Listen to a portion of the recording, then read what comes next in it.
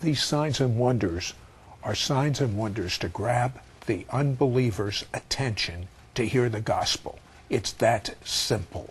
But what I'm about ready to show our people is so amazing. There was a woman that went to one of your meetings and sat under the glory. And when she sat under the glory, for hours and hours she was praying in the Spirit. And she was so in the glory that she literally, as a police officer said, went through a gigantic truck. Let's take a look at this right now. 2 weeks later, I was driving home with a gentleman from the jail with me and my 2 daughters from our Saturday night service. And as I was heading home to take him home, I appeared into an intersection as I was driving, and the light for me was green, and I was following another car through that intersection when my daughter yelled in the back, "Stop!" And I looked to my left, and coming down a large hill was a big 2-door truck with an 8-horse trailer attached to it. And he comes through the intersection, and I'm stopped, and he is not swerving. I can't do anything, and within seconds, I feel him hit my car. Everybody in the car felt the impact, just the movement of the car inside.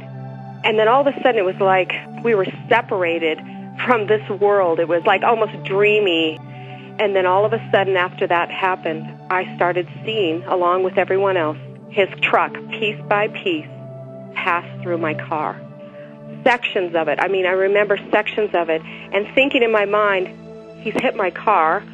I know that we've just had an accident, but I don't feel any of the trauma of this accident. He passes all the way through with all of the horse trailer, and I look to the right on the final passing, following his car, and there's a police officer there, and it's one of our undercover officers. He's not in an actual vehicle, but he goes up and puts a red light on and follows him. I completed the intersection, and my youngest daughter got out. She was a little disturbed, and we were all shaking inside, and I drove the young gentleman home.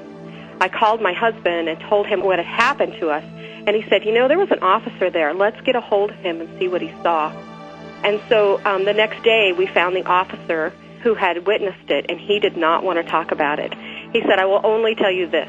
He said, "I reached down to grab the radio to call in the accident. I saw him hit you. And when I pulled up my radio to bring it to my mouth to call in the accident, he was passing through your car." That is outrageous. It is wonderful. David, how did she get into that realm? Well, it's funny because that last night in those meetings, she was there with her church group, and I actually talked about how in the glory, the sound waves in your body, because we're made of sound, expand when you're in the glory. When you're in the presence of God, you feel like you're getting lighter, and things are just like you're floating almost. So I was actually teaching on that realm how it happens. And when you talk about something, it opens up the realm for it to happen. Then they drive home, the 15-hour trip. And for 15 hours or so, 12 hours, whatever it was, nonstop worshiping, praising God for the miracles. Some of them in that van had were healed of asthma. They had insulin, and that's when it happened. But they were in such a realm of glory, the molecules in their body, and even on the vehicle, just began to expand like a cell phone. The sound waves go through walls.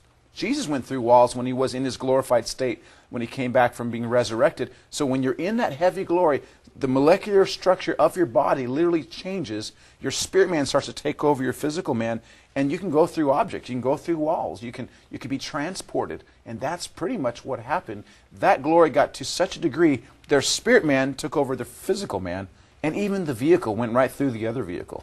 Just out of curiosity, David, have you or your wife Stephanie ever been transported in the Spirit? Yes, we have. Tell me one quick. Okay, I was on my way. I was driving from Paris, France to Brussels, Belgium, or a town near Brussels. 3-hour trip. I was late. My car broke down. I got it fixed. 7:30, I'm on the road. My meeting's at 7, so I'm half an hour late, and I have a 3-hour drive in heavy traffic. I'm not going to make it. I call the pastor. Pastor, I'm going to be there at 10:30 in 3 hours. Hopefully. I'm going to miss the meeting. I'm sorry. Why don't you preach, and I'll just come at the end to greet the people.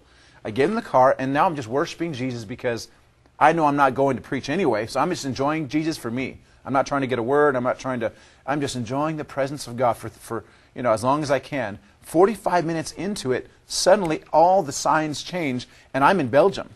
And I look, and that's my next exit, And I pull up to the church at And 8:15. how long should it have taken? At least 3 hours. And how long did it take? 45 minutes I was there. I like this glory business. Don't go away because you're going to be invaded by the glory.